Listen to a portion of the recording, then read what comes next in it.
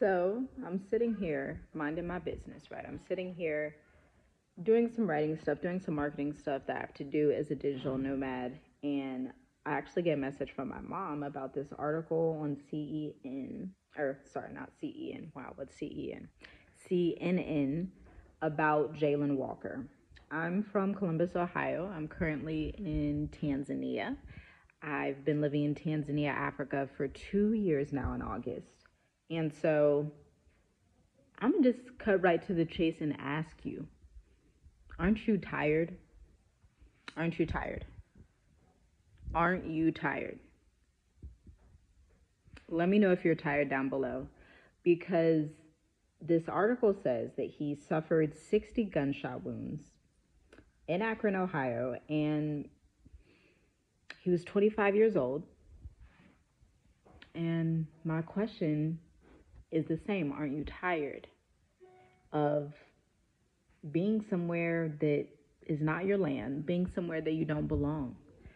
Back in 2015, I told my now deceased father that, and I was 19 years old at the time. I told him I was going to move to Africa. That was around the time of Trayvon Martin, that shooting, and also Mike Brown. And so I was praying to the Most High to understand why this happens to our people. And he revealed to me Deuteronomy 28. So you go read that and check that out. But then he also revealed to me that I have no business staying in this land, that land. I'm not in that land. I'm not in America. And you don't either. And so the only thing still keeping you there is mental shackles, because the physical chains, they're off. There's no yoke on your neck anymore. Like, you're free, you're good. Like, you don't have to stay in America.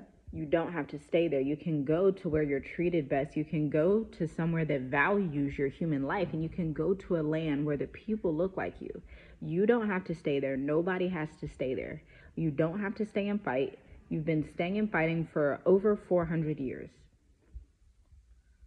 And it has gotten you nowhere, because we are in a repeated vicious cycle, because these news headlines come out every year, and every year we sit and we say, oh, well, let's go protest down at the Capitol and things will get better. And then let's go to church.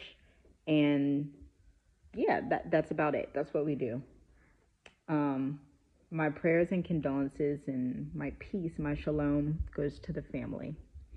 I pray the Most High protects you and guides you at this time and covers you. For the rest of my people, you don't have to stay there.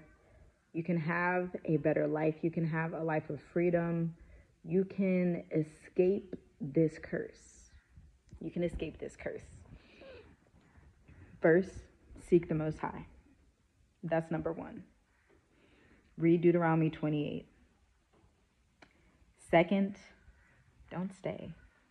There is an entire world out there, and there are nations of people that go to Africa all the time and have been going, but they strategically want you to think, you, specifically you, they strategically want you to think that Africa is dangerous. And by the way, Africa is 54 countries.